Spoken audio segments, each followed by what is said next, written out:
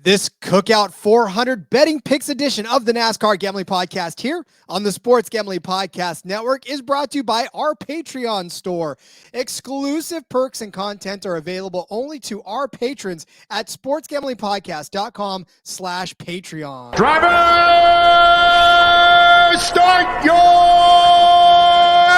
engine!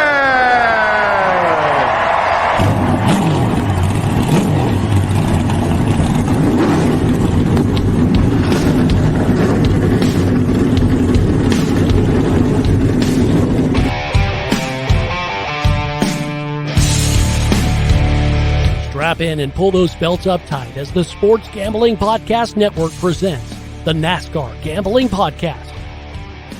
I'll wreck my mom to win a championship. I'll wreck your mom to win a championship. With all the news and the best bets for your NASCAR weekend. It refrains me from not beating the out of you right now because you ask me stupid questions. But since I'm on probation, I suppose that's improper to say as well. If you could talk about racing things, we could talk about racing things.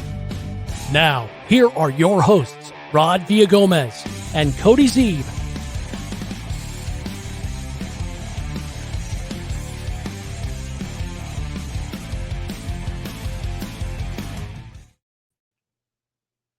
I'm going to tell you something. It doesn't matter what the day is like been before. When I see your face and hear that music, Cody, it makes the day that much better. Of course, it is the NASCAR Gambling Podcast here on the Sports Gambling Podcast Network. He's Cody Zeeb, smiling as always. I'm Rod Villagomez, and we are getting ready for short track action at Richmond, baby. I can't wait for this. Oh, yes, excited. How can you not be happy when you think about the 7 amazing races we had this past weekend? And we've got another, 3, 4, 5 of them this weekend again. Oh, so much fun, so much racing to bet on. Been having a lot of success lately. Ready to have some more success. I'm pumped. I'm excited. I'm back to Richmond, a track we've already been to once this season. Man, the way that things have been going lately, it's been pretty fun racing here in NASCAR lately. Really has too. And you know what's crazy? So I'm sitting in a pizza joint. Round Table Pizza, by the way, which is my division for Scott Fishbowl, whether you guys care or not. I don't know. It's kind of funny, but I'm sitting there in Round Table and I'm looking up at the screen and I'm seeing cars racing. And I was like, what's going on? They were showing a Madera short track race in Madera, California. And I'm over here like, I'm grabbing my phone, looking for odds on that race. Can't take the gambler out of it. But yeah, I mean, listen, there's racing all over the place and you can just throw a brick and hit something racing lately. So I'm having a blast doing this. No, so much fun. Again, a lot of racing this week. We've got all 3 NASCAR series in action. Of course, we're going to talk about the Cup Series today. They're racing at Richmond. Like I said, second time they've been here this season. The trucks also accompanying them at Richmond. We'll have an episode for that later this week. Xfinity Series over at Road America. So a little road racing action for them. You got F1 is in Belgium for the Grand Prix there, and the Belgian Grand Prix, and then SRX, of course, on Thursday Night Thunder yet again. They are racing somewhere. That's very exciting. It's so I have it up here real quick. It is the let's see. The name of the race or the name of the track, Rod, is where's it? Motor Mile. Yep, Motor Mile Speedway. Yep, in Virginia. Yep. So that's gonna be again, just fun weekend of racing. We can bet on all those races, and it's gonna be a great time. It will be a great time indeed. So yeah, so as it lays out, obviously we'll do the Cups, we'll do the Xfinity, we'll do the trucks, and then tune into the IndyCar, the F1 Gambling Podcast, as we got greenlit to do an Indy recap. Maybe we'll even toss some extra bets out to you for some of the series that we got going on. If you're looking for your SRX stuff, I would check that episode out. Spoiler alert. And then, of course, our normal F1 Gambling Podcast. So fantastical stuff going on. Cody, is there any pressing news other than the fact that, we know Denny Hamlin and his saga continues on with Kyle Larson? I know Kyle's like, listen, I'm just going to have to wreck the guy from now on. Yeah, I mean, that's really the only news is all the rivalries from this past weekend. The 77's making a crew chief change. Kevin Bono Mannion's gonna be the interim crew chief. Yay. Maybe they'll move from 36th to 35th. I don't know what No, you're gonna. let's give them 34th. Let's at least give them a couple 34th might be a tall task. So it's not really that newsworthy, but that's about all I got for you. One note I did want to make, if you're, and again, I have not even looked at Rod's bets yet. I should do that. But if you're planning betting AJ Allmendinger in the Cup Series this week, I would like to note that because he is racing the Xfinity Series race in Road America, he is going to miss practice and qualifying for the Cup Series. It's not been announced, but I will assume someone, likely a Truck Series driver, will jump in to his car, practice it, try to make adjustments there as they can, and qualify it, but likely will not be there for practice or qualifying for the Cup Series. So something to note, he would have to start in the back, even if somebody could qualify his car in the pole. If you change the driver, he'd have to start in the back. So likely will be the case for AJ Allmendinger this weekend. I feel like that's not really a fantastic strategy. I know colleagues looking for wins. I know AJ is the guy to bring in to get those wins. He's plus 100 to win the Xfinity Series. Oh my God. Are you kidding me? He should be. We'll talk about it when we get to the Xfinity. It's going to be hard not to just throw the whole fucking house at that, because he is so good. I mean, he's all-time leadingest, guy on road courses. And I think that's part of him not enjoying things lately is this is where he gets to go enjoy it now. He's in a heated battle for the playoff cutoff line. So interesting there where they're choosing to allow him to still do that or whatever the case is. But yeah, we can talk about that more when we get to the Xfinity Series side of things. But I just wanted to caution you. I don't think I don't have any on AJ, but something to keep in mind if you do plan on betting him this weekend. He is likely going to have an uphill battle, not going to have practice, not going to have qualifying. So when he gets in that car, he's not going to have shaken it down at all, and could be much more of an uphill battle for him. Speculative play in DFS, I'm sure. I'll probably look into that a little more as far as what his finishing position is. Something to note too, though, if somebody does qualify his car, he will be scored from where the car qualifies, not from him starting in the rear. So another note there as well. So if it's a poor qualifying effort and he's going to start near the back anyways, then yes, maybe you consider him. But if that car qualifies 10th or 15th, he's going to be scored from that position, even though he would drop to the rear.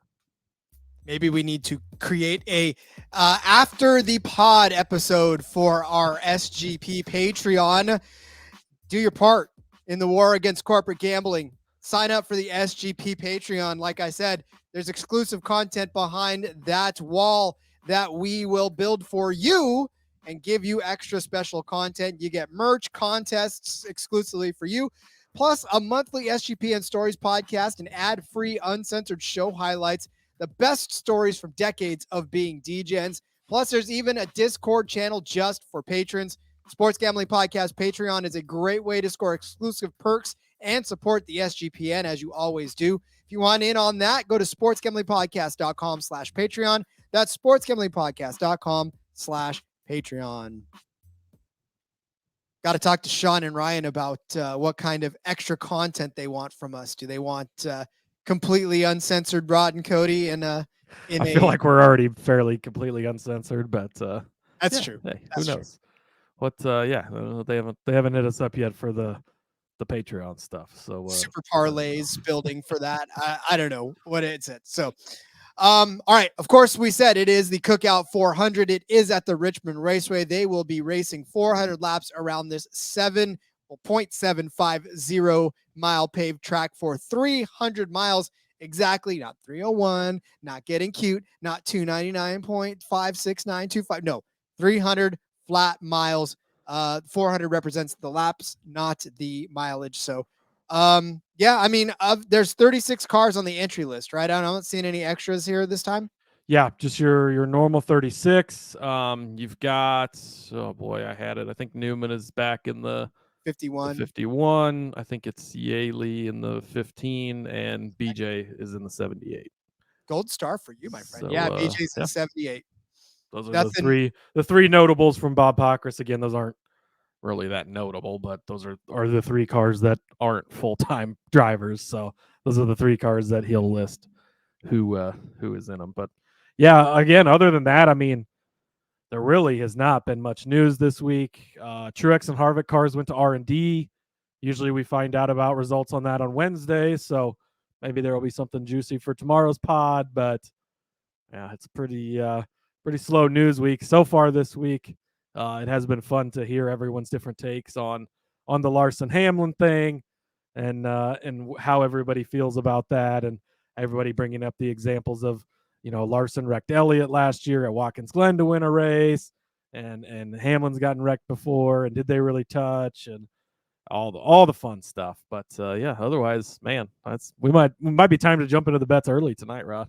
I think we're going to, but I just love that SMT data now has become the catch-all for everything. They're like, it's almost like when you interview a football player, or even they go, oh yeah, well, we'll go back and we'll watch the tape. That's what it's turned into now. It's like, well, we'll go back and check the SMT data and we'll see what it says. It's like, bro, if you hit him or not. Yeah, everybody's that. Well, but maybe they don't. There's so many things going on at that speed and so many bumps and things and the air. I mean, how many times have we heard a guy say, oh, he just spun me, and then you look and they're like 2 feet away from him, but the air was disturbed, so it felt like, yeah, they did, but they didn't touch him. So I don't know. The data doesn't lie, right? We'll all see that. Everybody's got access to that now, so that's the go-to to get away with it. But again, I don't really think that Denny did anything wrong. You're racing. You're trying to win these races, and so I can't remember who it was, but I think it was probably the guys on Door Bumper Clear. But they made a good point. Like Denny Hamlin to Kyle Larson, that's like a 20-point playoff point swing, where he took 5 points away from Larson at Kansas. He took 5 points away from Larson at Pocono. He got 5 points at Kansas, and he got 5 points at Pocono. That's 20 points. If it comes down to Martinsville and Hamlin gets into the Final Four in the championship round over Larson by 19 points or less, it's because of how those 2 races finished. And then he wins a championship all of a sudden. Now Denny Hamlin, don't laugh when I say this, Denny Hamlin, a Cup Series champion, in addition to his 50 wins, one of only 16 drivers or whatever to make it to 50 win. Like, his resume, he's already in the Hall of Fame. We know that, but like, talk about the one thing that's glaring myth: 3-time Daytona 500, like, and all because of how he ends up racing at these 2 races potentially, or even if it's 10 points or less, you can point right back to Pocono. I mean, you're out here to win. We play it in the open every single time we come onto this show. Tony Stewart says, I'll wreck my own mother to win a championship. And if you're a true competitor, you can't argue with that. And and he didn't just flat out wreck him either. He just sprayed him out of room, which that's the way to do it.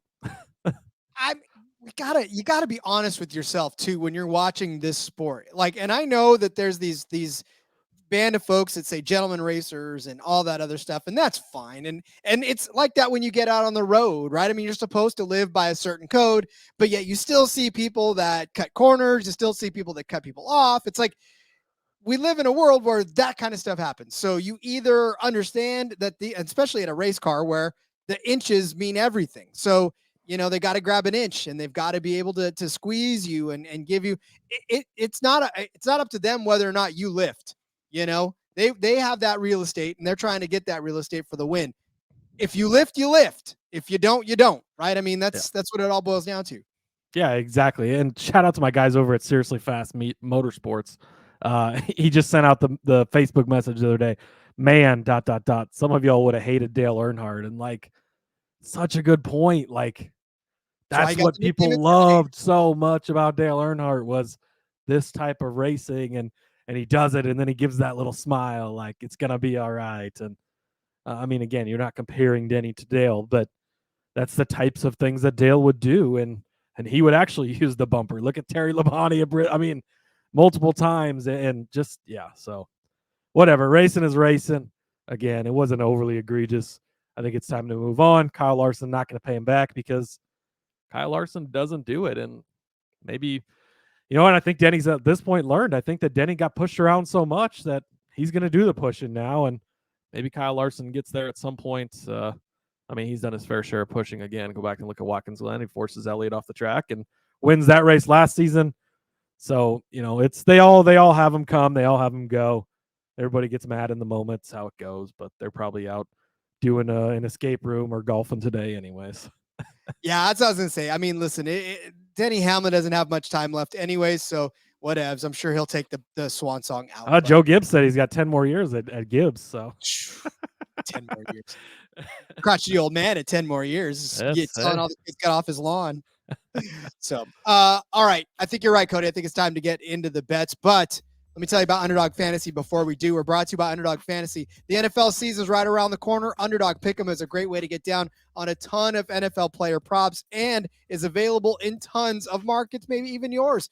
Plus, you got plenty of opportunities to win in their daily NBA, MLB contests, and of course, also NASCAR. We talk about that too during our DFS show. We'll continue to do so because it's a lot of fun, and we've been actually doing pretty well at it. And of course, you can make sure to enter the Best Ball Mania 4, where first place gets $1 million. Head over to UnderdogFantasy.com. Use the promo code SGPN for a 100% deposit bonus up to $100. That's UnderdogFantasy.com. Promo code SGPN.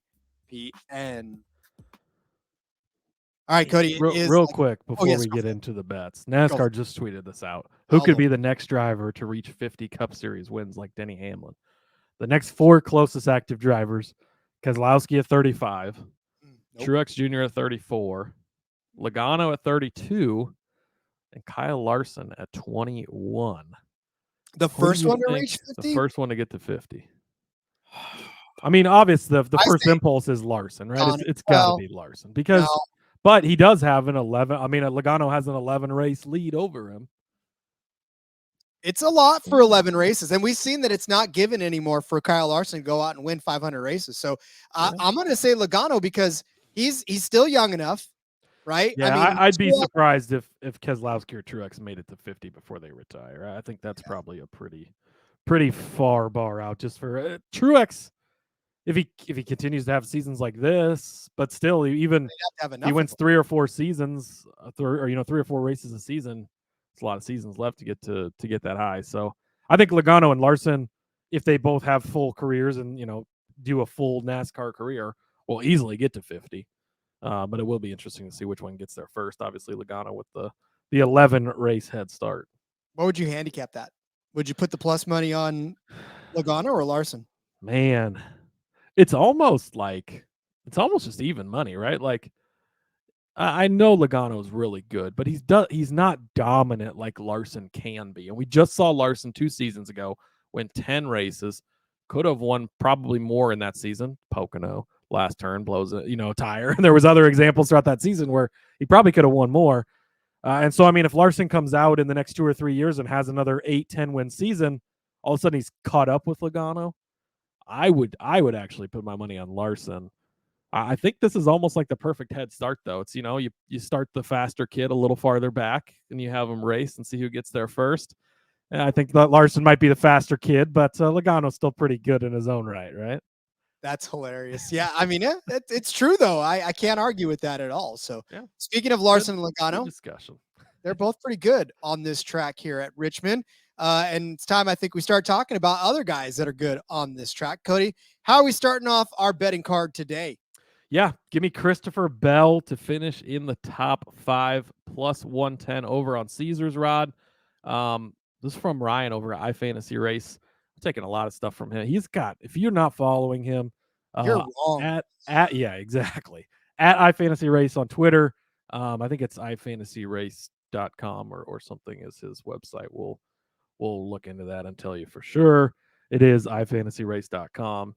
It's a great site. I know that Ryan's a listener, so shout out to him. But love him, love all the stats he has. But some stuff we're on the same page this week. Some stuff that he tweeted out over there. Bell is 5 for 5, finishing 2nd to 6th place in the last 5 races at Richmond. And then just going back and look at what he's done here lately, right? He was 6th place at Pocono, extremely fast at New Hampshire. He was on the pole, had some pit issues, got in trouble, ends up spinning out late, right? And doesn't get the good finish, but he was good there. 7th place at Nashville.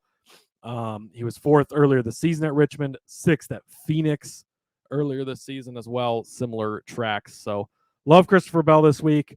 And yeah, with Ryan saying again that 5 for 5 finishing in the top 6 basically in the last 5 races here. Give me Christopher Bell plus money, plus 110 over on Caesars to get in the top 5. Yeah, the top 5 market was a little difficult, so I do like Christopher Bell. I'm not sure. I don't know. I mean, I'm so weary about how he ends up getting in trouble. And I know that the numbers don't back it up, but when your eyes see it, you tend to believe it. You know what I'm saying? Does. And see, I've tried to fade him recently in some head-to-heads, and like he's not always one of the better cars. It's not super often that he's one of the best cars out there, or you think he's going to win.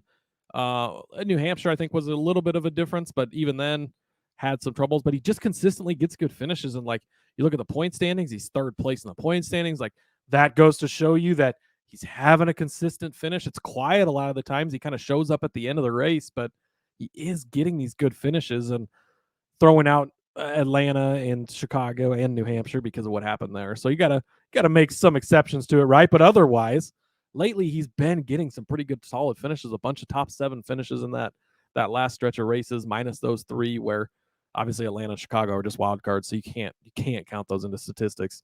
And then the New Hampshire thing, he was fast, he looked good. They had kept kicking themselves in the foot, and then he ended up spinning out, I think, out of frustration late. So but it's quiet, but he's just getting there every time, and he's really good at Richmond as well. Yeah, that's what, like, my eyes, anytime I try to convince them sometimes that the numbers say something different, it's never fun, and it doesn't go very well half the time. But I will say for Christopher Bell, you want to talk about your buddy at iFantasy Race. He's got him 3rd on the total speed rankings here. Lap 1 to 100, he had 8th place, 4th place, or 4th ranked, 3rd, 2nd, 4th.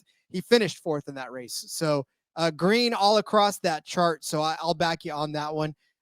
Let's throw up. It's plus 120 over on Bet365. So even better odds for you. Oh, there you go. Plus money, better plus money for that. All right. I'll take Kevin Harvick as a top 5 car. Almost don't have to say anything more than that. This is at plus 110. Again, it's plus money for Kevin Harvick, who, if you look at the last 3 races here, has finished 2nd. He won and finished 5th. 3 top 5 finishes in a row. He finished 8th place in 2021 in the fall. And then, just this guy is fantastical. When you look at his driver rankings here on this track at all, it's ridiculous. Like, he has got, Rod, where are you at, man? Quick. This is how I felt last week with my notes. I didn't know where I was ever. You know what it is? It's the soccer. Yeah, but Kevin Harvick on this track is just fantastic. Like, that's what I'm saying. He's got 3 top 5 finishes in a row. I was making my point right where I needed to be. So to me, he's got 2 4th place finishes now in a row, right? 4th place allowed, and 4th place at Pocono. He's getting back to his old form. And, he's starting to wear down his career. The season's almost coming to an end. He needs to push it again if he wants to leave more of a legacy than a 30th place finish at Atlanta, a 29th place finish at Chicago, and a 20. He's got to wipe that out of people's memories. He wants to put good finishes in their minds. And again, plus 110 for a guy that's done this 3 seasons in a row and twice in the last 2 races. Give me that all day. Yeah, and Kevin Harvick won here last year. Rod had it nailed. Bet on him to win this race. This was a good one for you.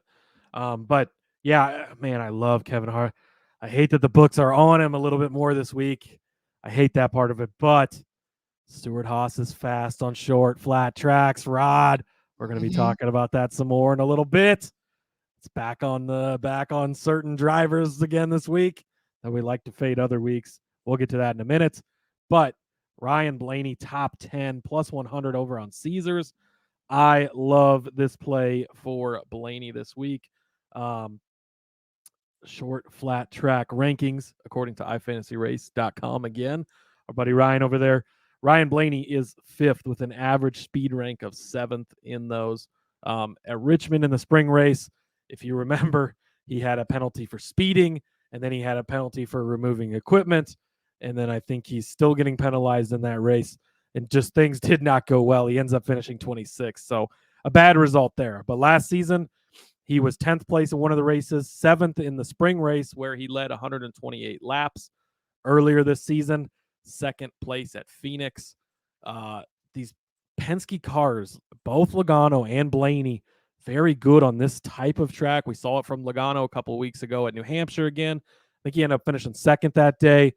They pop up and they're really good. And Ford specifically, this week is going to show the parity again of NASCAR and where things are at.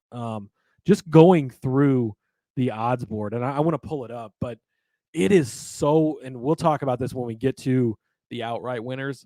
There are so many guys you can make a case for this week, like Truex, Hamlin, Lawson, Harvick, Bell, maybe not to win, but the case can be made. Kyle Busch, William Byron, and Logano, Ellie. I mean, there are plenty of guys on this list of all three manufacturers. Fords have been very strong on the short tracks. Chevrolet, we know they're always good. Toyota's been dominating as of late. So it's going to be a good combination of a lot of different guys this week that could be doing things. But Ryan Blaney, to only finish in the top 10 at plus 100, come on, he's only got to beat a third of the field, basically. And we know how good Blaney is, and we know he could even be good enough to win this type of race. Led 122 laps here last season. So give me Ryan Blaney, top 10 finish, plus 100. Yeah, I was on Blaney too, and then I opened up the doc, and so were you. So I just chose to go a different direction. But yeah, definitely, I like Blaney. He's just got to, once again, Cody, another one of those drivers that when you watch the race, you see him get in trouble, and that's all. Well, and that should be the thing that's brought up, right? I mean, last week, jumps out, takes the lead on that restart. Then a cylinder. How often do guys just drop a cylinder? It doesn't happen, but it happens to Ryan Blaney. The pit crew over and over and over and over and over and over and over and over and continue to mess him up, right? He was speeding here in the spring. Then they left the wrench in the window and he removed it from the pit. Like, Blaney does have a lot of things that follow him, a lot of things that happen. So he could come out, he could be the fastest car in this race, and something could go wrong. If it does, if you bet on him, expect something to go wrong because it likely will. But he's got that ability to get you good, strong finishes. He should have a good, fast car. I'm going to rely on that and hope that things fall his way this time. And so I do like the top 10 for him. Speaking of good, fast cars, we talked about Joe Gibbs Racing being great on this track. Let's talk about the grandson, Ty Gibbs. Top 10 odds for him are at plus 160. Absolutely love this for Ty Gibbs. Why? Well, because he's done it before. He did it earlier this year. He finished in 9th place after starting 14th. Was a great car all day long. Managed to find his way up to 9th place. Unfortunately, we did not get to see a good finish out of him in his first race here. Engine problems got him out. But look, Ty Gibbs, it hasn't been a record banner year for him all the way around. Only 6 top 10s on the season and 21 starts, but he did get 5th place last week at Pocono. And it was a shocking little 5th place at Pocono, right? I mean, that was his first top 5 of the season. And I think what that did was signaled good things to come because he managed to stay out of trouble. He managed to keep himself clean. He managed to just sort of do what he needed to do to get up to the front. In fact, even led 4 laps in this for a hot minute. I think people probably forgot that he led some laps in that 4 of his 9 total laps that he's led this season. And look, he's been in the top 10. He was in the top 10 in Chicago. We knew that already, but that was pretty much a road course. He was the top 10 at Bristol Dirt, 9th at Richmond earlier. Like I said, 9th at Austin, 9th in Atlanta. Good solid finishes for him all season long, but maybe this 5th place might have woken up that 54 team to get them inside the top 10 week after week. And at plus 160 for a car that's Joe Gibbs equipment that knows how to get around this track, now he's got another year under his belt. The spring race, I think Ty Gibbs as a top 10 is a good bet. I love this bet. I love Ty Gibbs this week. I'm going to jump ahead. I've got a bet on Ty Gibbs as well. I'm going to take him over Tyler Reddick, minus 120. At first glance, it might be like, oh boy, sure you want to do that. But I am positive that I want to do that. Ty Gibbs coming off a career best, 5th place finish last week, like you said, at Pocono. Great run. Now he's got a full season under his belt. He stepped in the car for Kurt Busch after the injury in practice or qualifying, it might have been, at Pocono last year. He's raced at Pocono again this year. It's a full season. Now he's working on starting his 2nd season. He's into that sophomore year already, Rod. he is going to continue to impress. These Gibbs cars have been fast. Truex every week. Hamlin's been pretty quick every week. Christopher Bell, I just made a case for. Gibbs continues to improve. Right now, he's only 28 points outside of the playoffs. He could potentially get into the playoffs. It's a little bit of an outside chance at only 28 points out right now. That's not that far. And you've got guys ahead of him like Suarez, who had massive problems last week. Allmendinger is probably going to be starting in the back like we just talked about. McDowell, I mean, can he keep doing what he's doing? It's amazing, but can they keep it up, right? And McDowell's been horrible at Richmond lately, for the record. I was about to place the top 10 bet on him again because it was a huge number. And then Ryan talked me out of it quickly from looking at his statistics. I was like, oh, boy, no, thank you. But then it's Bubba Wallace up ahead of him. But, I mean, there's potential if Gibbs could make this in. You could have the 16-car playoff field have all 4 Gibbs cars, potentially only 2 Hendrick cars out of that 16 field. You could get all 6 Toyotas in the playoffs. Very, very possible at this point.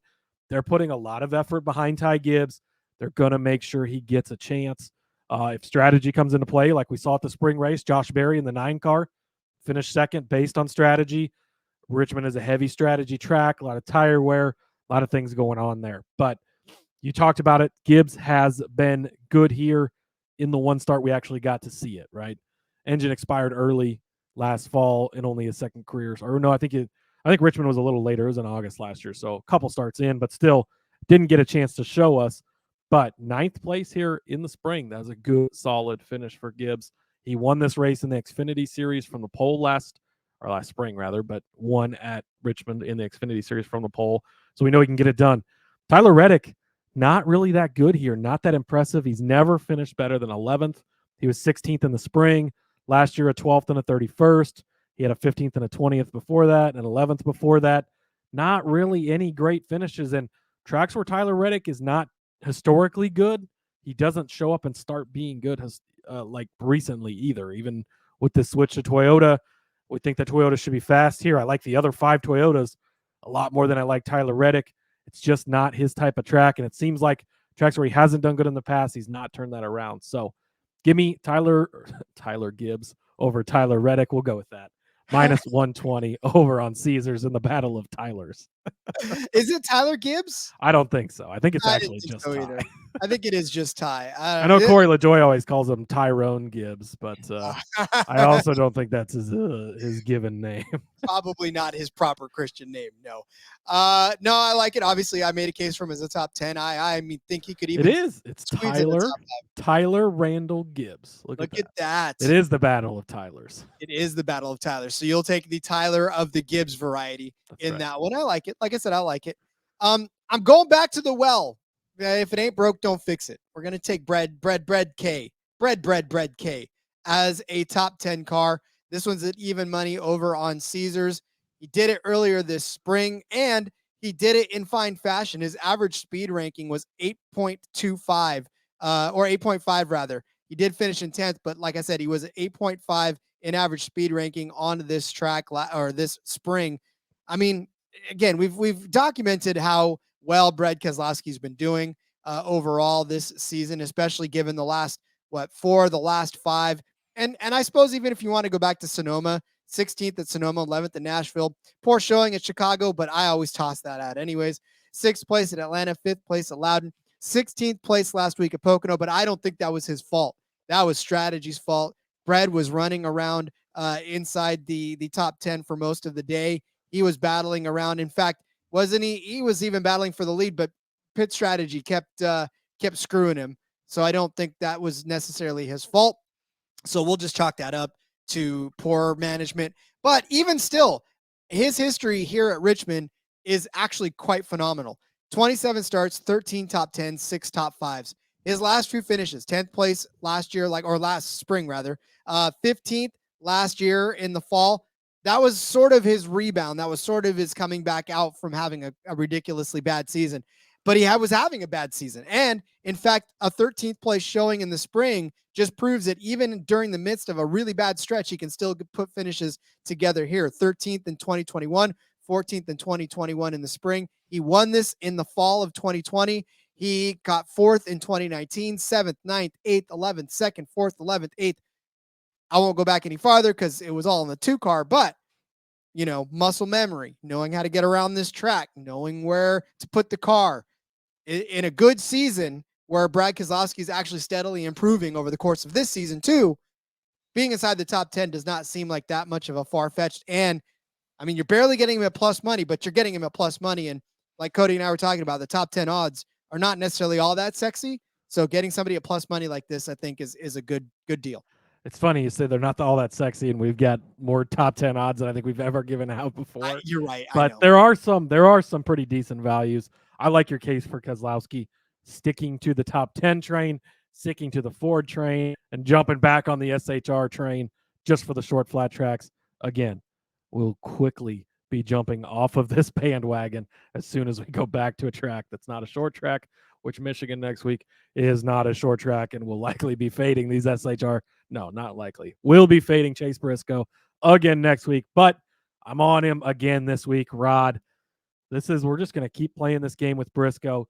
He is good at short, flat tracks. One of the worst teams everywhere else. He was horrible at Pocono, ends up getting spun late, but he wasn't doing anything before that. Racing with BJ McLeod, Josh Bilicki every week. But when it comes to the short flats, he is good. Over at iFantasy Race, on the short flat tracks, Ryan has him at a 9.7 average finish. If you take out the Gateway race where he did have some issues there. Finished 12th here in the spring, 11th and 23rd last year. But that 23rd place finish, as Ryan noted, was one of those random Ford fires that we were having last year. Briscoe was a victim of that. Luckily, they seem to have gotten that to fix, knock on wood. But Briscoe just recently finished 10th at New Hampshire for us and was running. I mean, he even almost maybe not had a chance to win, but there was points at the end where we were getting into those overtime finishes where I was like, oh, watch out for Briscoe because he's right there. Did cash the top 10 for us at New Hampshire. 5th place at Martinsville, 7th place at Phoenix, won at Phoenix last year. He has had a good finish at Bristol Dirt. Very, very good on short flat tracks. So again, going to bet on Chase Briscoe this week, and we're going to bet against Chase Briscoe again next week. I'm already telling you this in advance because this is just how it works with Briscoe. For whatever reason, it's almost like he's getting in a Rick Ware car at all these 1.5-mile tracks and bigger and just, running in the back with them. And then it's like he gets into I don't want to say a Hendrick car, but into a Stewart-Haas car that you would expect and runs how you would expect at a short flat track, right? It's a tale of two completely different teams almost at these tracks. And it's amazing how bad he is at bigger tracks, how decent and pretty good he is at these smaller tracks. So Chase Briscoe plus 200 over on Bet365 for the top 10. And I'm going to go with Eric Almirola, double dip in the SHR camp. Top 10 plus 275 on Bet365. Look a couple weeks ago in New Hampshire. That's really the biggest example that you're going to get, right? The tire left him and, he was leading when that happened and obviously didn't finish the race. But that alone just shows you what he can do and how he's just good. He's the short flat track king, not in the sense of he comes out and wins all of them, but in the sense of he's always good at them. Again, to the same thing at Stewart-Haas, they've obviously got things figured out. 5 of the last 6 races, he's finished between 6th and 14th. Again, from Ryan over there at iFantasy. So again, 5 of the last 6, you're telling me he's 14th or better? It's pretty close to a top 10 at almost 3-1. I'll take those odds for him to squeeze into the top 10. Was 13th here in the spring. Did finish 6th place at Martinsville. Again, that good run at New Hampshire. So like what I've seen out of these Stewart-Haas cars on these shorter, flatter tracks, Richmond counts in that category. So give me Almirola top 10 plus 275, Briscoe top 10 plus 200. Both of those over on Bet365. I will add that in the spring, all 3 of the 4 I say all 3 because I forget Ryan Preece is there. 3 of the 4 SHR Does he count? Was inside the top 15. And listen, to Preece's credit, he was inside the top 20. He was 18th that day, so not necessarily a bad finish for a guy like Preece, but not a top 10 finish like you'd want. But yeah, I'll back you on this one just because you're right. I think we're going to see some speed out of them. And I think, and again, just them being so bad everywhere else keeps their value so depressed. The books aren't going to, they are pricing them up a little, but they're not going to bring them up too far because it doesn't make sense as bad as they are. But we know we've got the history of how well they're doing, especially this far into the season. And you look at all these short flats and they've been good at almost all of them, at least. And so it works out perfectly. And then you always hope the books throw them in a matchup and you get to jump right back on the opposite side the next week. We'll keep playing that game as long as they let us. Indeed. All right. My next bet is a matchup. I'm going to, and hold your breath on this one. People are going to gasp, but I'm going to take Chase Elliott over Kyle Busch. This one's at plus 100. I know. Over at DK. Yeah, I know. I had to be the voice of the people, Rod. They You can't did, talk you right did. now. Well, they can't talk right now, but they could also say and scream at their car or their radio or whatever. But, Rod, Kyle Busch is the man here. This is just a disgusting head-to-head. It is a disgusting head-to-head.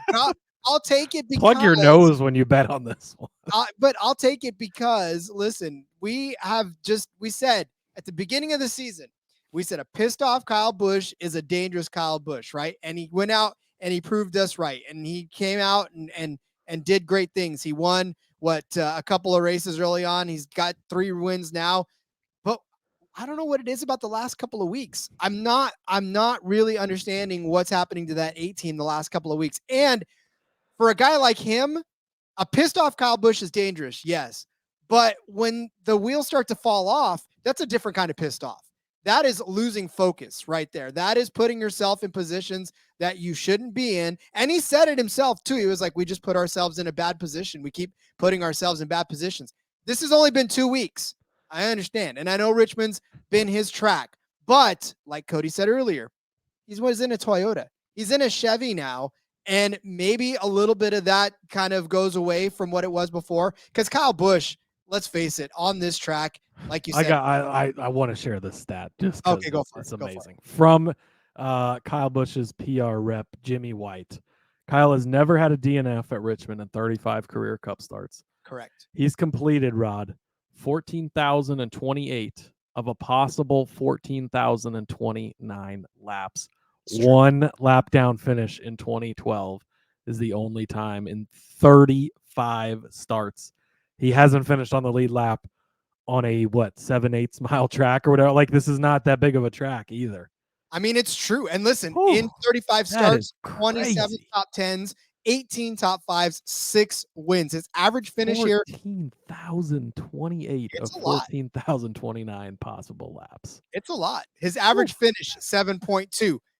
You can use all of those numbers to point toward why Kyle Busch needs to be at the other end of this. But Chase Elliott is desperate. Chase Elliott needs to do something. And we want to take Chase has been desperate for weeks, Rod. And I know. But I want to take this real quick. Ryan has compiled the best drivers by average finish since the NASCAR break of the last 5 races. Hamlin is at the top of that, 7.2. Elliott right after that at 8.4. Nowhere on this list is Kyle Busch. I'm just saying, over the last 5 races, no driver has more than 3 top 10s. So Elliott is the driver that sits there in second. Better consistency for Chase Elliott over the last few weeks. And again, it's not like we're saying that, Kyle Busch is not going to come out and be a gangbuster, but if he puts himself in a bad position for a 3rd week in a row, what do you got to do? For Chase Elliott, 5th at Sonoma, 4th at Nashville, 3rd at Chicago. Chicago was a shit show. He still finished 3rd. 13th at Atlanta, 12th at Loudon, 10th at Pocono. So again, I know Kyle Busch has had a fantastic run as well, right? We'll go back to Gateway where he won. Actually, let's go back to Darlington. 7th at Darlington, 6th at Charlotte, 1st at Gateway, 2nd at Sonoma, 9th at Nashville, 5th at Chicago, 5th at Atlanta. 36th, though, crashed out at Loudon, and 21st at Pocono after just a miserable day. So I don't know what it is about Kyle Busch, but I'm going to fade him this week against my own better judgment, I suppose, and against the numbers. Because sometimes, Cody, numbers don't tell the whole story. Sometimes they do not. 35 races, he's only finished off the lead lap 1 time. Oh, boy. But it doesn't, look, after the lead lap, he can still finish in 25th on the lead lap. True. No, that's a valid point, Rod. Very valid point. This is tough. Like I said, disgusting matchup. It's 2 guys who have it's been rough for both of them lately. But to your point, he's come out on the plus side of things more lately. Elliott has. He's at least been getting good finishes, and Busch has not. So I will give you that. Next up for me, Rod, I'm going to go over to one of Caesar's already built parlays. I really like this one. 18-1. Ryan Blaney to be the top Ford. Denny Hamlin to be the top Toyota. And obviously, I've already made the case for Ryan Blaney to finish in the top 10. I do think the Fords are going to be strong here, so it's definitely not a walk in the park. Kevin Harvick is going to be really good here. I don't have any bets on him, unfortunately. I'm glad that you do have another one coming up because I really like that one. He's going to be good. I think that Joey Logano is going to be good this week, which, if you know me, that's a surprise because I don't know how to predict Joey Logano, but I'm going to go out on a limb, do it this week. I do think he's going to be good. And I expect the SHR cars, the other SHR cars besides Harvick, to be good as well. So it's not going to be a walk in the park to be top Ford, but we talked about it. We talked about what's possible. He led 122 laps here last year.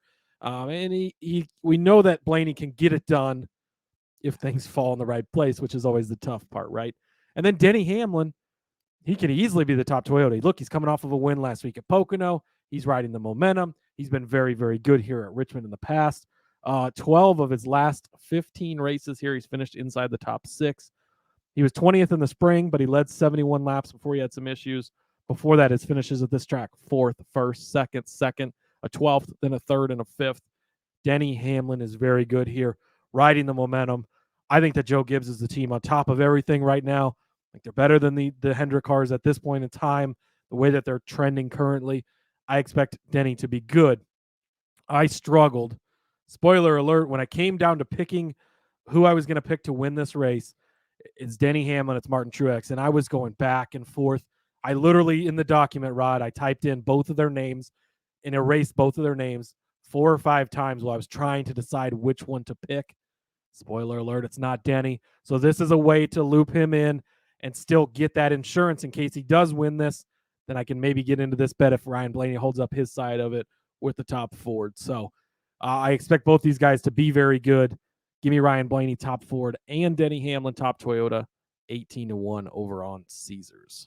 I had the very same issue as you as far as wanting to back Hamlin, but I think ultimately it's just hard to win back-to-back races. It really is. And I know that we saw Harvick do it last year, but it's not easy. And again, it's not easy when you've won the race with a lot of controversy. So, I know that he's got a lot of speed here. I know that he's going to probably come out and have a bang-up day. But to be able to cross the finish line first on a short track, Cody, this is not like they're going to Kansas or they're going to Texas where they'll string things out, right? And, they'll settle into. No, this is short track racing. All it takes is for anybody to say. It's made a few people mad lately, too.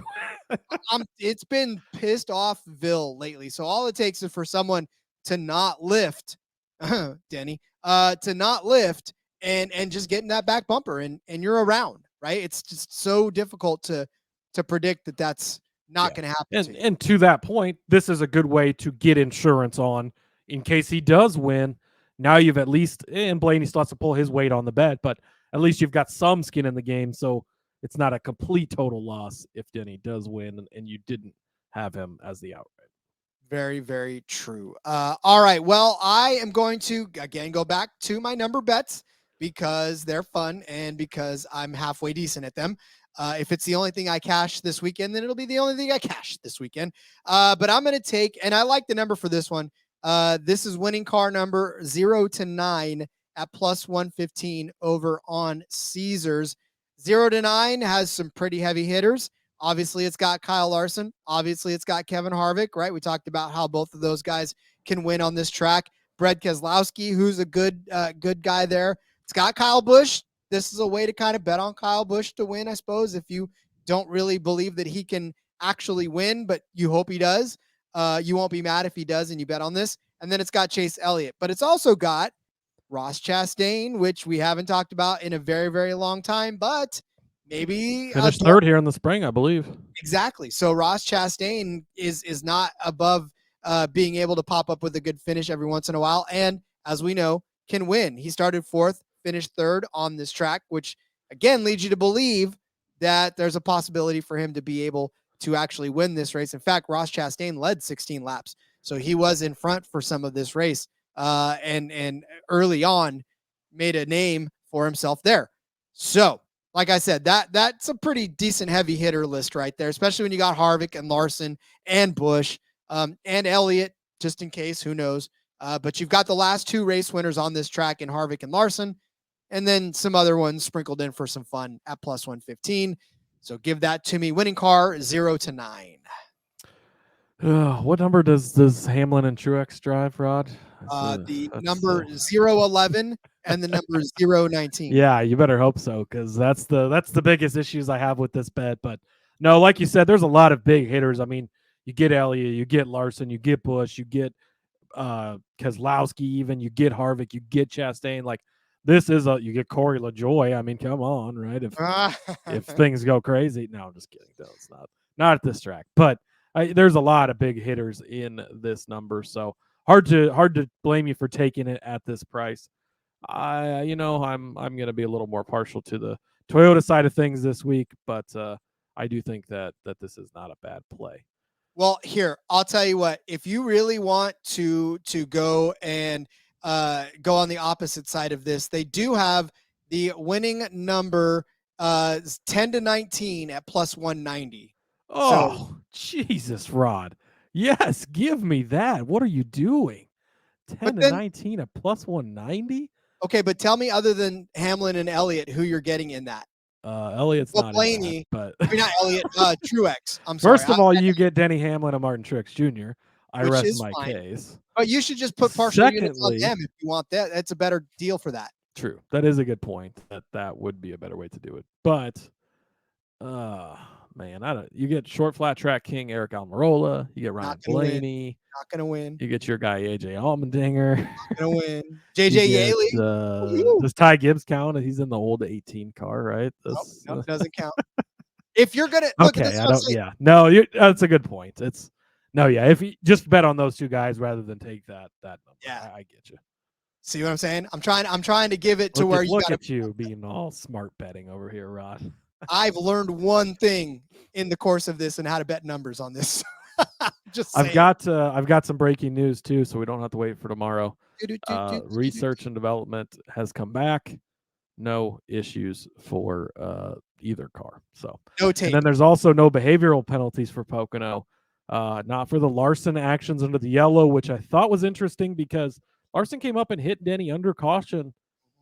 Is NASCAR saying that's okay? Because if that's okay, next week when somebody pisses me off, I'm going to go just drive someone right into the wall because you just didn't penalize him for doing it. Why can't I do it? Could have cut a tire. Could have easily cut a tire. I mean, boy. But no penalty for the Austin Dillon helmet throw. No Ty Dillon for the wreck with Briscoe. NASCAR viewed that as a racing incident and not for Priest for whatever happened with LaJoie, Bob says. I still don't think anybody's seen video on what happened between them other than the in-cars after the fact when Priest was fucking pissed off. Oh, he was pissed off. I've never seen that out of Priest. It's just so crazy.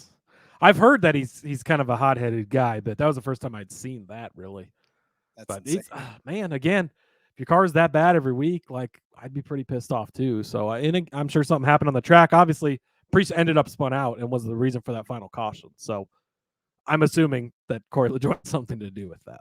And honestly, we'll never know because the cameras don't follow the 41 and the 7 around unless they shouldn't. Yeah, that's what I'm saying. It just doesn't, like, no one's going to be able to go, oh, yep, there it was, because no one follows him around. But exactly. All right, let's queue up some winners for this race after a word from our favorite show on the network. Hey, everybody. If you play fantasy football, especially in auction leagues, or you're a whiskey fan. Yes, exactly. Check out the Sports Gambling Podcast Fantasy Football Channel show, Old Fashioned Football. Coming to you every Tuesday morning. Give us a listen. We'll bring you the latest fantasy football data, including the injury report, studs and duds, waiver wire targets, and suggested fab. Market movers. After all, we are the Marks. He is my hubby. And she's J Mark's wifey. And we're bringing all this to you while drinking an old fashioned and giving you our honest review of a different whiskey every week. All that and more. Hop on over, give us a listen, come for the football, stay for the whiskey. This ad's almost done. Going once, going twice. Sold. Someone has to win this Cookout 400, and as always, we've got the entire field for you, and we're going to make a case for every single person on it. So I'm just kidding. We do have multiple winners this week, though. There's a case to be made for a lot of people. There This is a tough week to go with outrights in the Cup Series. It is tough. It's Truex at the top of the board. You can make a strong case for him. Hamlin, you can make a strong case for him. Larson, you can make a strong case for. Harvick, you can make a strong case for. And then again, like I said before, Bell, probably not at plus 650. Busch, you can make a case for it 8-1. 35 races. He's only finished off the lead lap once. You got to be there at the end to win it, right? Byron, a plus 850. He's jumped up. He's won. Logano, you can make a case for. Elliott is in a Hendrick car. I mean, you can always make a case, right? Chastain finished third here in the spring. He's been good at this type of track. Keselowski's been good at this type of track. Reddick, I mean, you can make a case, maybe not so much here, but Gibbs, you can even make a case. Like, you can go through and make good cases, especially, though, at the top of the board. These top 4 guys, it's almost a coin toss between which one of them will it be. Like I said, for me, I've been on the Toyota train lately, big time, not intentionally, but been big on Toyota and Xfinity, been big on Toyota in the Cup Series. I was so torn. Is it Hamlin? Is it Truex? Is it Hamlin? Is it Truex?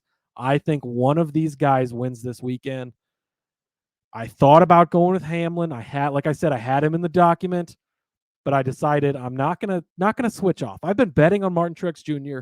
week in and week out here recently, and I have not been disappointed. 35-1 at Sonoma, 7-1 at New Hampshire, plus 30-1 with the John Hunter Nemechek parlay. Toyota's been paying off big for me lately, Rod. Why stop on Martin Truex Jr. at any point in time here in the next future when he has been running this good? He's plus 500 over on Superbook. His last 8 races here, again, from iFantasy Racing, 3 wins, a 3.9 average finish, a 5.2 average running position in his last 8 races here at Richmond. That is good. He finished 11th here in the spring. He led 56 laps. If you remember, that's a race where James Small did not tell Truex that he was on old scuffed tires. At the end, Truex was pissed, should have had a better finish, all of that, blah, blah, blah. Since then, they've figured their shit out. They've got 3 wins together. You go back, they won the Clash, a short, flat track, much shorter, much flatter, but still the same type, right?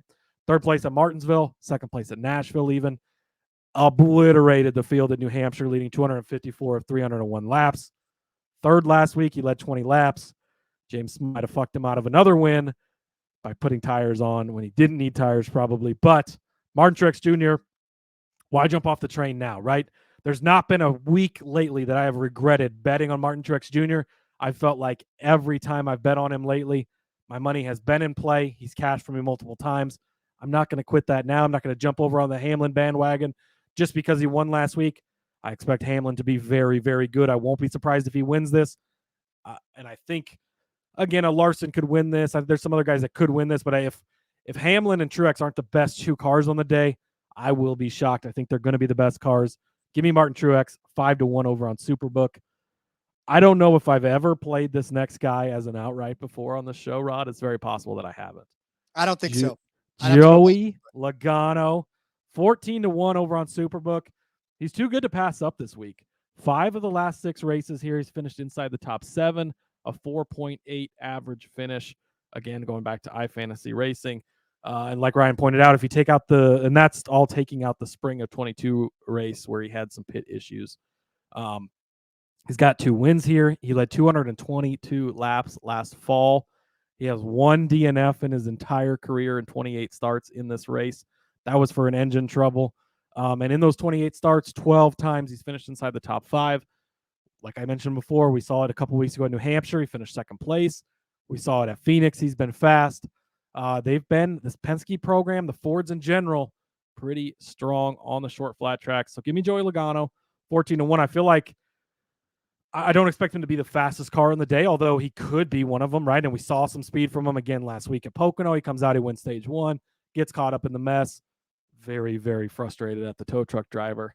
And he's got a sour taste in his mouth, right? And we all know Joey, when he puts that helmet on, he's pissed off. The fuck out of the way because he's good, right? He could get it done. And staying in that Penske Ford camp, Ryan Blaney, 22-1. Maybe it's time to bring back Ryan Blaney's corner. I don't know, Rod, because I've had a few bets on him today, but I'm feeling a Blaney weekend. I've not bet on him a ton lately because it is so iffy. But if you've got him at 22-1, if he's a good car and something goes wrong, this is much like Sheldon Creed in the Xfinity Series, much like Sammy Smith in the Xfinity Series. You expect him to be good. You just expect something to go wrong when it happens. You shrug your shoulders and say, okay, it did. But when things stay not going wrong, they're going to be good. They're going to get solid finishes. They're going to be in the conversation at the end of the day. He led all those laps here last year, 122 laps. He's been good in the past. Had the best car at Phoenix in the fall in the championship race. Gladly ran behind Logano to allow him to win the championship, all that crap. He was good at Phoenix again this year. He's been good lately. Give me Ryan Blaney, 22-1. I'm telling you, Rod, it's going to be the Truex and Hamlin show. It is. And listen, for Joey Logano's sake, it's crazy that he led 222 laps of that race. That's a lot of laps to lead to not win the race, unfortunately. So a lot of frustration in that. And yeah, I can't even argue because the numbers point exactly toward Hamlin. They point toward Truex, and I love the Truex play out of this too as well. But I'm going to go where I think the odds are a little bit better for a win here, and that's Kyle Larson at plus 650. Talked about it. He won this race in the spring, and he led 93 laps, which was the second most. William Byron, his teammate, led 117 out of that, but he did lead 93. It was him and Byron. Remember at the beginning this race, it was basically just the two of them, and nobody could really stop either one of them. And for Kyle Larson, listen, this last week when he was pissed off and a little bit irritated and sad, he's like, I'm just going to go jump in my dirt and I'm going to go get this all out of my head, right? He has that mechanism to be able to go out and clear his head. And we all know that he can win on any given week. He is the king of being able to just go out and win a race. So for Kyle Larson, I think 6.5-1 is kind of a really good deal for the guy that won this in the spring. I know that, recently it hasn't been all sunshine and roses for Kyle Larson, and this season has not been what that 5 camp wants out of a guy like Kyle Larson, a former champion like Kyle Larson. But I mean, he had a string of top 10 finishes going into Atlanta. In fact, they were all top 5? Oh no, all but one were top 5s. Then he had third place at New Hampshire. Who knows what could have happened at Pocono last week if he wouldn't have gotten into it with Denny. Started third, and we both know what was going on there at the end. Maybe had the opportunity to win. Maybe had the opportunity at least for a good top 3 finish, but that got taken away from him. So he hasn't been poor. He hasn't been running poorly lately. I mean, Atlanta was a crash, but that's Atlanta. We can kind of toss that one out. So that 5 team's been putting it together better than it has lately. And like I said, I'll lean to the spring where he actually won this race to point to the fact that he could probably do it again. And you got to know that this 5 team is looking for redemption. They want to go out and show that they're still the team to beat. So I like him at 6.5-1. Find that I found that on Superbook. I think I found that also on Caesars. It's a couple different places where you can find that. And then I found Harvick right around that same number as Larson on, I believe it was Caesars. I think he was 6.5-1 on Caesars. 6.5 on Caesars. Yep. Yeah. So I shopped around a little bit because I was like, you know what? I like Harvick, but I don't know if 6.5-1 is enough to pay. So I went to Superbook, got him at plus 800. He's 8-1 on Superbook. Absolutely love this number. We talked about how ridiculously dominant he is on this track. And listen, I mean, for Kevin Harvick, he's got 4 wins on this track, 30 top 10 finishes in 44 starts, 18 top 5s. 3 of his last 4 races have all been top 5 finishes with that win in 2022, where he led 55 laps. I mean, it is a long shot-ish for a reason, because obviously Kevin Harvick is not necessarily putting together the type of season that he wants out of the year.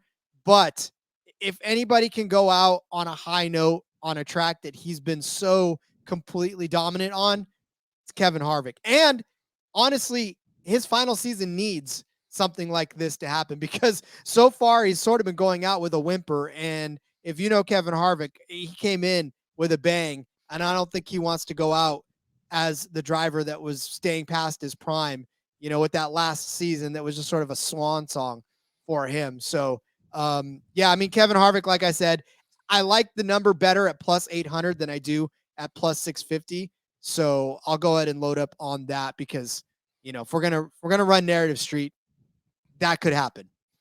He's actually 9-1 over on Bet365. So Ooh, even better number. Make sure you're shopping around.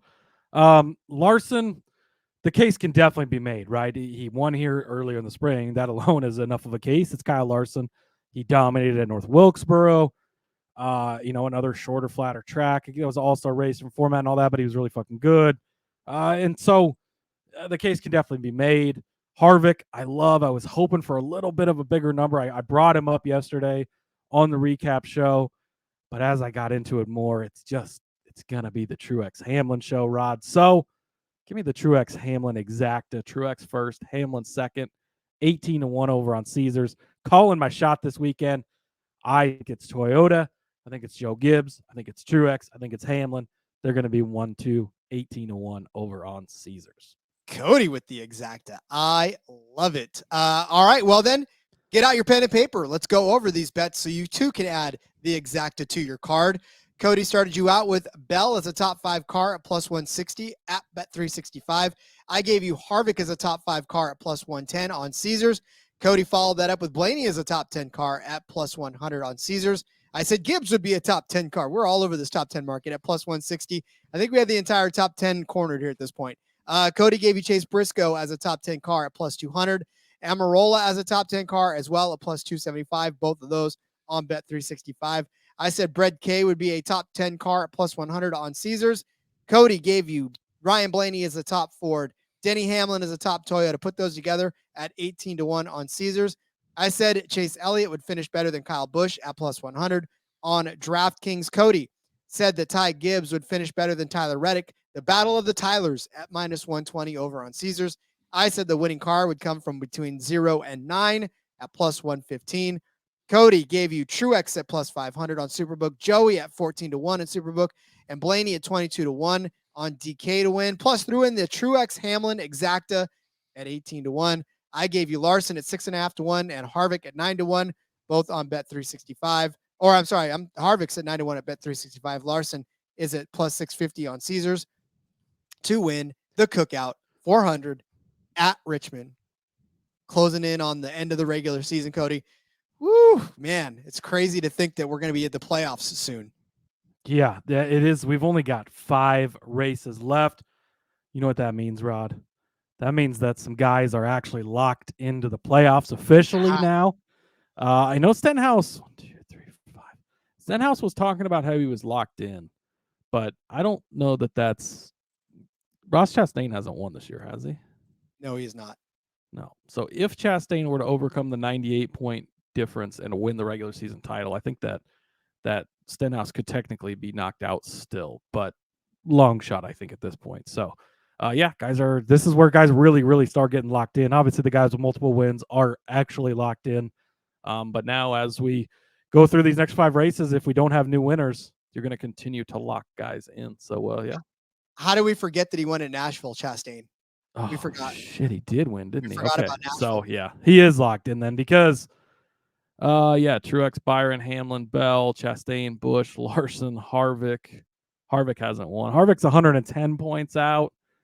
That's a pretty hefty climb in 5 races if he doesn't win one. So I would say that Stenhouse probably is locked in. So now all these guys that have wins locked in, I guess you could say. So, we're going to, and then, Harvick, Keselowski sitting pretty comfortable, plus 163, plus 112. Buscher, plus 111. But if you got 3 winners that are outside, which guys like Elliott, guys like Bowman, there's guys outside that could win for sure. We're getting down to the nitty gritty, but that playoff cut line, and this is actually the last week of the regular season for the trucks, Rod. We'll talk about that when we get to the Truck Series. They're setting their playoff field after today or after this weekend. So going to be crazy, but keep your eye on that playoff cut line because that bubble is getting tight, getting close. It'll be interesting to see who can work their way in and who gets left out on the outside looking in when we head into the playoffs. So crazy. All right. Well, then we will be back tomorrow with either Cups or Xfinity or Truck Xfinity, rather, whatever they give us first. So obviously catch that show and then we'll find out who or what is next after that. course, DFS and Underdog as well. So, yeah, man, a lot of fun to be And then had if you're looking for SRX picks, we didn't talk about them today like we have been, but there will be shortly, probably after this one, a F1 Gambling Podcast special edition. We're going to recap the IndyCar races at Iowa, talk about our amazing week of betting over there. Hopefully you tailored all of that stuff. In my time there, I was at those races as well, so that was a lot of fun. And then we're going to cover SRX, give out our bets over there. So make sure you get those in for Thursday Night Thunder over on ESPN. That's been a lot of fun. We've had some fun betting on that. And yeah, check out the F1 Gambling Podcast later on this week as well. There will be an F1 show for the was it Belgian Grand Prix, I believe. Belgian Grand Prix. Beautiful stuff. All right, Cody. Well, then, as we wrap this one up, let everybody know where they can find you on social media. Yep. Follow me on Twitter at Husker_Zeeb. You can find all my work over there. As usual, I'll have a Cup Series Trucks and Xfinity article out this week, highlighting some of the best bets, some DFS plays, all that fun stuff. NFL season is almost here, Rod. I have got NFL team special parlays. DraftKings had some different parlays pre-cooked up. Well, a couple different guys do this. So my best bets on that article is out. That was a lot of fun to write. Offensive Player of the Year and Defensive Player of the Year articles coming out in the next 7 days before the end of the month. So be on the lookout for those. Lots of fun stuff. Again, follow the show at NASCAR Gambling. Check out the F1 Gambling Podcast. I'm tired of talking now. Yeah, follow all those things. Smash the subscribe button, the like button, the bell, all the buttons. Push them all. 5-star ratings, leave reviews. It's what you love to hear your podcast host say. And follow me on. I said follow me on Twitter. Apologies. Follow me on X. Yeah, for sure. Find me on X at RJ Villagomez. Link in the bio, everything I got going on, whether it's here, whether it's in between media. I'll be hopping on the back road with Elliot. We're going to talk about Richmond there. And of course, check out Fast Money on for frequency's sake. Subscribe there. They love seeing that. They love seeing you guys checking that out as well. A little bonus bet action for you. And if you fancy yourself a true DGen, I got soccer stuff out on Odds Shopper right now on YouTube. Go find that. Women's World Cup going on. It'd be nice if you got in the comments and told me attaboy and let me know that I'm not wasting your time. So, all right, we'll see you tomorrow. Trucks, Xfinity, who knows? We'll get there. Until then, let's go racing and let it ride.